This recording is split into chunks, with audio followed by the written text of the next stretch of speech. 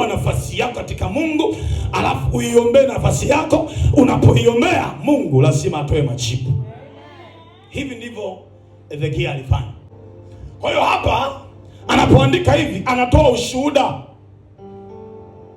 Kwa lugha nyingine itakiwa aandike hivi: wapendwa, mimi nilikuwa nimeshakufa, nimeoza, na sababu ya kufa kwangu na kuoza, alikuja nabii akaniambia mambo yangu yote. Nisikilize, watu wanaweza wakatabiri wakasema biashara hii haitoenda, lakini ukimwelewa Bwana utawaambia mtaona kwa macho yenu biashara inaendelea mbele.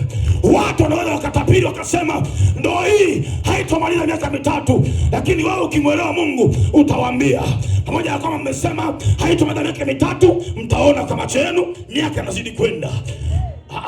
Ukielewa Mungu hata waseme nini, hata waseme nini. Halo, ndio maana mimi kuhubiri kwangu ni huku.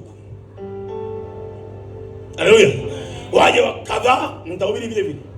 Pale wameshona nitahubiri vile vile. Kwa nini? I know who I am.